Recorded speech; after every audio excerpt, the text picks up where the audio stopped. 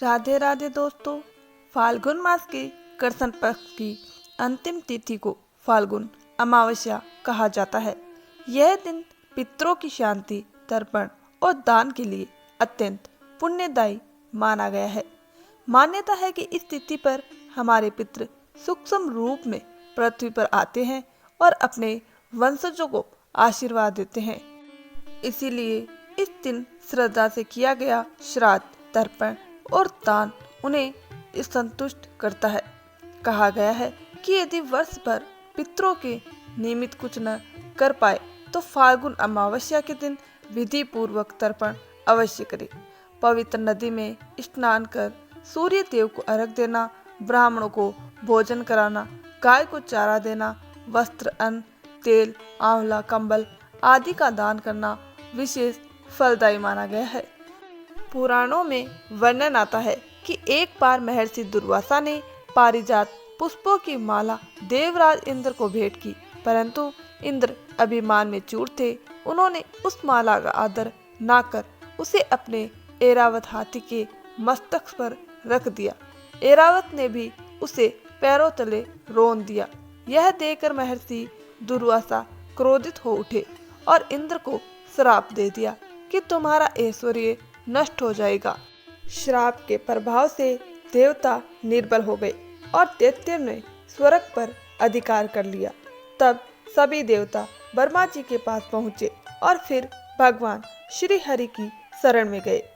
भगवान विष्णु ने उपाय बताया। श्री सागर का मंथन करो, मंदराचल पर्वत को मथानी और वासुकी नाग को रस्सी बनाकर समुद्र मंथन किया गया। उसी मंथन से अमृत कलश प्रकट हुआ। अमृत कलश को लेकर देव और दानवों में 12 दिन तक युद्ध हुआ। उसी दौरान अमृत की बूंदें प्रयाग, हरिद्वार, उज्जैन और नासिक में गिरी। इसीलिए इन स्थानों का महत्व अनादिकाल से पूजनीय है।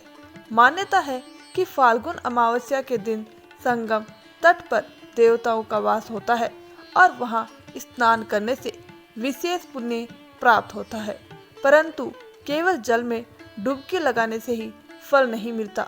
एक कथा के अनुसार एक बार माता पार्वती ने देखा कि लोग गंगा स्नान तो कर रहे हैं पर उनके जीवन में परिवर्तन नहीं दिखता। तब भगवान शिव ने एक लीला रची। वे एक वृद्ध के रूप में कीचड़ भरे गड्ढे में गिर गए और पार्वती जी को कहा कि लोगों से सहायता मांगो, पर यह भी कह देना कि जो निष्पाप हो वही उन्हें छुए।